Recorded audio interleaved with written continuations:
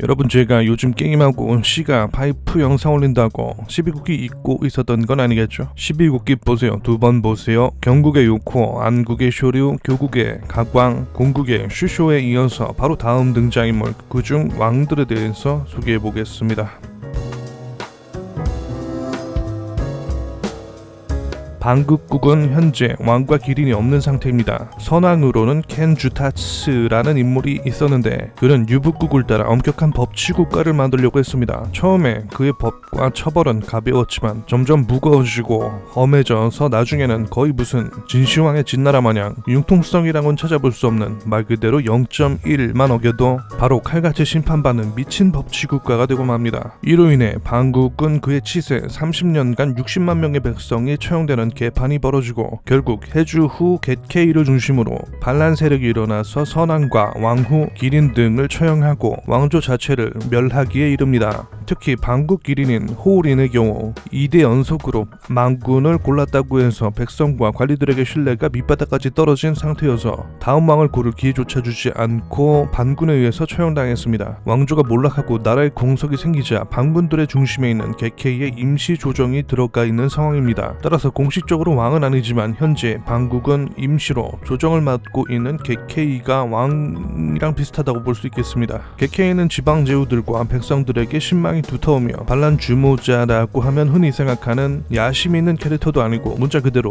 진짜 나라를 위해서 움직인 진짜 12국기니까 나올 것 같은 멋진 캐릭터입니다. 아저씨 캐릭터라서 왠지 인기가 없는 것 같은데 개인적으로는 매우 좋아하는 캐릭터 중 하나고요. 겟케이는 반란을 성공했지만 나라를 구한 것이지 본인이 왕자에 앉을 생각은 정말로 없는 인물이었습니다. 다음 왕이 나타나거나 나라가 안정되면 바로 물러설 생각을 하고 있죠. 뿐만 아니라 그는 선왕을 존경했던 인물이었습니다. 선왕 켄 주타츠는 가혹한 법치주의로 나라를 개판내기는 했지만 원래는 부패와 범죄를 싫어해서 백성은 물론 관리들에게도 본인에게도 부패 관용이 없었던 인물로 옳고 하면 옳고준 정의감을 가진 사람이었습니다. 그 점을 겟케이는 존경하고 있었던 거죠. 그러나 나중에 왕이 길을 잃고 사소한 범죄에도 점점 잔혹한 법을 들이댐으로써 나라가 혼란스럽게 되고 막을 사람이 없게 되자 자신이 직접 백성들을 위해 나선 겁니다. 하지만 반란이 성공한 후에도 그는 신하들의 간청에도 불과하고 왕의 자리에 앉지 않았습니다. 그냥 권력을 탐해서 왕좌에 올랐던 경국의 위원과는 완전히 다른 캐릭터로 자기가 왕가를 멸족시켰다는 것에도 죄책감을 갖고 있는 인물입니다. 이로 인해 그의 임시 조정은 상황에 비해 상당히 잘 운영되고 있는데도 불구하고 겟케이가 물러나기를 원하고 있어 신하들은 매우 불안해하고 있습니다. 겟케이만 믿고 따라 나라를 바로잡기는 했는데 그가 적법하지 않다고 왕이 되려고 하지 않고 있기 때문입니다. 어쨌든 겟케이는 임시적으로 있어도 그를 중심으로 나라는 잘 운영되고 있는 편입니다. 다만 왕과 기린이 공석이기 때문에 방국의 사정은 나아질 기미는커녕 악화될 일만 남아있습니다. 망한 나라를 실력 있는 유능한 인물이 겨우겨우 받쳐들고 있는 느낌이랄까요? 어쨌든 신념있고 정의로운 인물입니다. 다음은 대국국인데요. 소설이 정발되질 않아서 내용을 제가 모릅니다. 소설이 나와야 뭐 이야기할 게 있을 것 같은데 어쨌든 최근 여기 중심의 이야기인 백은의 언덕, 검은 달을 안 본 상태의 시점으로 간략하게 소개하면 일단 여기도 제 시점으로는 왕과 기린이 공석입니다. 행방불명 상태입니다. 근데 바로 전까지만 해도 둘 다 존재했었는데 대국의 왕은 간지폭풍의 교소고요.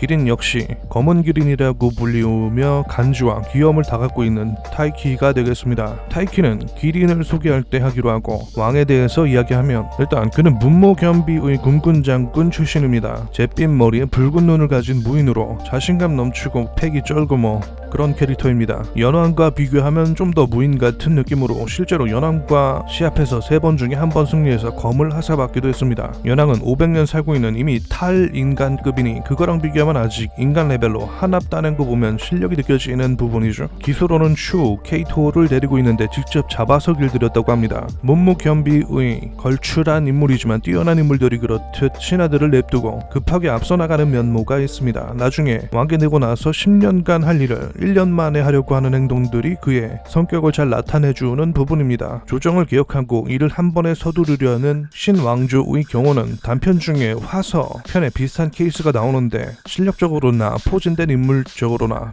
기량 자체는 이쪽이 더 위에 있어 보입니다. 무인들로 치우쳐진 감은 있지만요. 여튼 대충 캐릭터가 느껴지죠. 타이키 역시 그를 처음 봤을 때 그 패기 넘치는 모습의 왕귀와 함께 공포를 느꼈습니다. 관련 에피소드는 애니에서도 나옵니다. 하여튼 왕에 등극한 이후 교소는 빠르게 개판이 된 나라를 복구시키려고 움직이는데 왕국의 부패 관료들을 신하들이 따라오지 못할 정도로 빠르게 정리해가기 시작합니다. 문제는 이러던 중 반란 진압을 위해서 지방으로 내려갔다가 그대로 행방불명이 되어버린 상태입니다. 왕이 죽으면 백치라는 새가 울어서 알려주는데 그런 것도 없는 걸 봐서 어디 잡혀서 가둬졌거나 아니면 그냥 신분을 숨기고 떠들거나 뭐 그런 것 같습니다. 여기에 더 문제는 흑기린 타이키도 또 행방불명이 되었다는 것. 이로 인해 대국군 왕과 기린이 생사 여부를 알 수 없는 상태로 나라가 개판이 되고 있습니다. 캐릭터를 보면 그냥 죽고 끝날 캐릭터는 아닌 것 같거든요. 아마 얘네들 복귀하고 왕이 되는 이야기가 다음 이야기 같은데 이게 일본에서는 소설판이 다 나온 것 같은데 한국에는 당최 나오지를 않습니다. 나온 지 수년 된 것 같은데 극혐이죠.